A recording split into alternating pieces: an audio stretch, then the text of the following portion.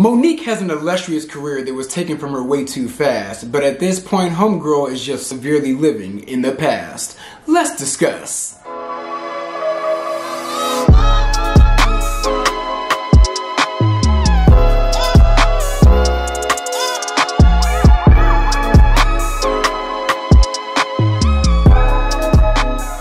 What's up, y'all? It's your boy Beasley here. Hope you all are staying cool, calm, and collected out there. Today I want to talk to you guys about T.S. Madison's interview with the incomparable and immensely talented comedian and actress by the name of Miss Monique. First off, I want to give a big shout out to T.S. Madison. If you guys don't know who T.S. Madison is, she is a social media personality. She started like way back in the days of Vine and then transferred on to YouTube. Has been doing the damn thing for about 10 years, representing for the trans community, the trans girls.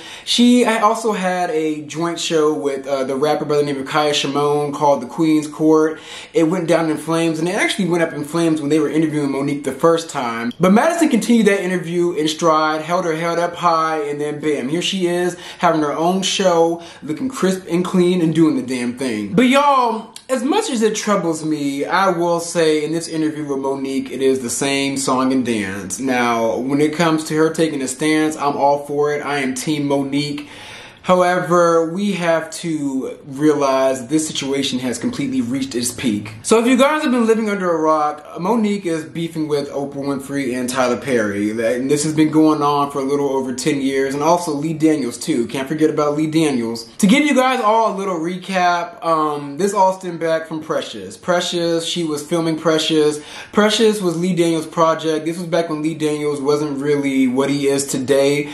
This was an indie film. Precious was an indie film. Then they took it to Sundance Music Festival and it became an instant hit. And in order for it to be a bigger hit, Tyler Perry and Oprah attached their names to it. But things literally went to shit when they wanted her to go ahead and promote it for free basically. They wanted her to take time away from her schedule, take time away from her family to promote it with no budget. So Monique would literally have to like buy her own airfare and traveling expenses in order to promote this film with the promise that she was going to win big at the Oscars. And y'all, that kind of leads me to believe, are these award shows rigged? Like, are they rigged? Like, you do one thing in the industry and you're promised an award. I mean, we've heard of it before from a lot of your faves, but I'm not going to name them, but I digress. But basically, Oprah and Tyler Perry were frustrated at her for doing the bare minimum to promote the film, and Lee Daniels was extremely pissed at her for her not thanking him in her Oscar acceptance speech for the film. And also, y'all, later on, I don't remember when this happened. I think this was either like right after she kind of got blackballed or like a little bit before. Oprah brought on Monique's family for whatever reason to talk about Monique basically, and little do y'all know, Monique's brother SA'd her back in the day. I can't say the word, but we're gonna say SA. And in that very case, Oprah is dead ass wrong, and Monique expects an apology from all three of them, especially when Empire came out.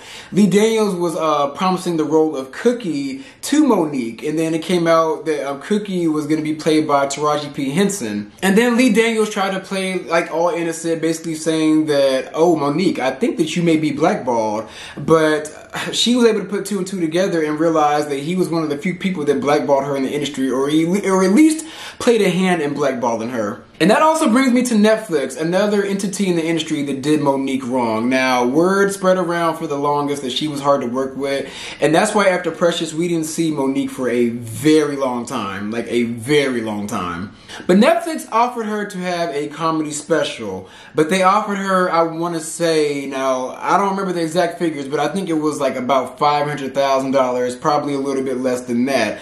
But yet they went ahead and got Amy Schumer to do one, and they gave her like multi-million dollars. Like, I want to say 20 million, and then she negotiated and ended up getting 30 million for her Netflix special. And that's Amy Schumer that we're talking about. You know, the queen of mediocre white woman. She was able to get a lot of money because she was able to generate a lot of clicks and views for the network, and also based on like her past specials, like, she generates an audience, you know, despite how piss poor her comedy act is, she was able to generate a huge audience. Now, when it comes to Monique taking a stand and really speaking out for herself, I am behind her 100% because she has been wronged by Tyler Perry, Oprah, and Lee Daniels, especially Oprah. Oprah is like the biggest offender in offending Monique. But y'all, however, at this point, Monique needs to move on. She needs to move the fuck on, y'all. Like, you keep wanting this apology.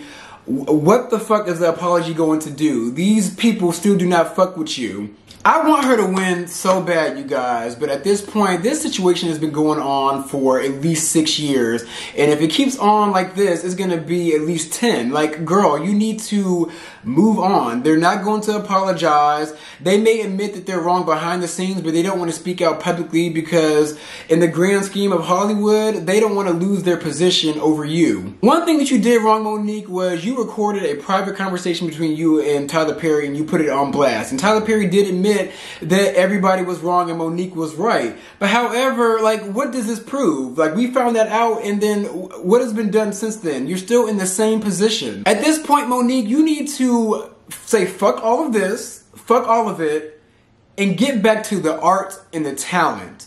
Because at this point, I'm starting to question, do you still have it?